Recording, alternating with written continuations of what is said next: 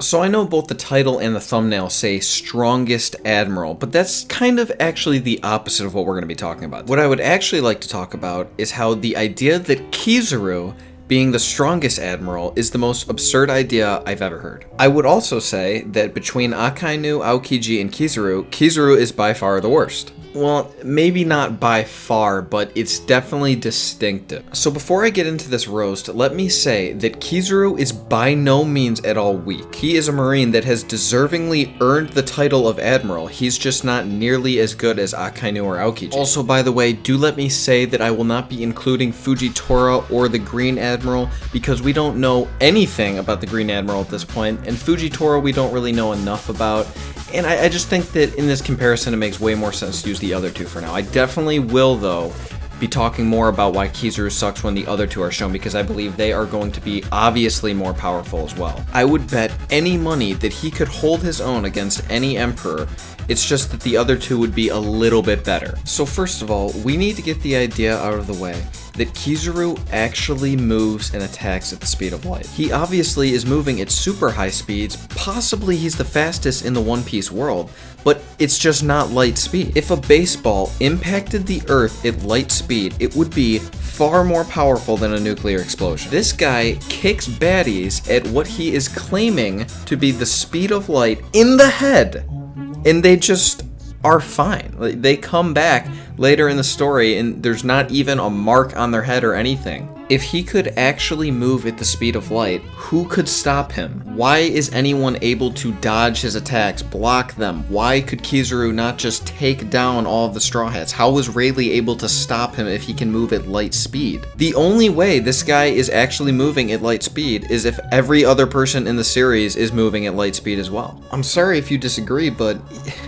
it's just really not up for debate. So now let's compare what we've seen from the three admirals. Now I believe I've already said this in an earlier video, but Aokiji and Akainu are pretty much at the exact same level. That has been proven. So now while we haven't gotten to see too much from Aokiji, we have seen a lot from Akainu, and what he does speaks for Aokiji. Akainu was pretty much the only one to have a true 1v1 versus Whitebeard. And in that 1v1, although he did not land the killing blow, he took him to the point where he couldn't really do much. He had to accept that he was not getting out of that warlock. That would have already been insane if he just kamikaze to get that achievement, but he survived after taking Whitebeard's most powerful attack we've ever seen straight to the head. Meanwhile, Kizaru is getting wrecked by Marco! He got destroyed by Marco! I don't think he actually took any damage from his hit, but he couldn't do anything to Marco and he just got blasted away. What is that? What is that?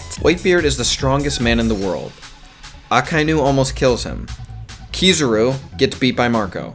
Hello. Kizaru gets sent to Saudi to deal with about 10 people who have zero haki. He kills 0 of them, and when he goes after the Straw Hats and has the help of his nephew thing, Gross, and the government's super weapons, he gets stopped by Rayleigh. I also think clearly by the dialogue between them that Rayleigh is way more powerful than Kizaru. Rayleigh says that he wishes he could do more to help them escape, and Kizaru is even like, man, you're stopping a Navy admiral and you're wishing you could do more? Then just add on the fact that Rayleigh isn't even close to being in his prime. He's at least 70 years old. Are we seriously even considering that this guy might be the strongest admiral? Even though Rayleigh is one of my favorite characters in the entire series, I would have to say Akainu would probably beat him. Kizaru couldn't do jack shit, and he obviously let Rayleigh escape eventually. So my last big point here, and this is the thing that really made me start to believe that there is just no way that this guy is even close to Akainu and Aokiji, is that he got completely smoked by Ben Beckman. Kizaru is trying to do something which is absolutely necessary for the sake of the Navy, which is kill Luffy in Law, and Ben Beckman shows up and is just like, don't do anything, Kizaru, while pointing a gun at him. As soon as Kizaru sees him, he shits his pants and puts his hands up. I mean, Come on! Why doesn't he just get out of there at light speed? I'm pretty sure light speed is considerably faster than a bullet. And no, I've heard it all. I know that in the manga, he goes and just, like, one panel later, he goes to take them out again. But the problem is that they just barely escape. If you see how they get attacked by him, there's no way they should have escaped. It was definitely a miracle. Every millisecond counted there. But Kizaru was scared enough that he had to stop for a moment. He sucks. He just sucks. And again, I don't actually think he sucks. I think he's by far one of the most powerful people in the entire One Piece world. I just think that he is so overrated, and I've heard people go as far as to say that he is the strongest character in the entire series. Like, come on, Ben Beckman. What would happen if he had to fight Shanks? These people can't be serious, dude. They can't be serious. I'm sorry, some things that people say about this show just get me so riled up. I have to make videos like this because I just don't know any other way to express my distaste. Anyway, I hope you guys enjoyed this little rant or whatever the hell this was. Make sure you subscribe so you can get in on my 100 subscriber giveaway, and I'll talk to you guys on Wednesday.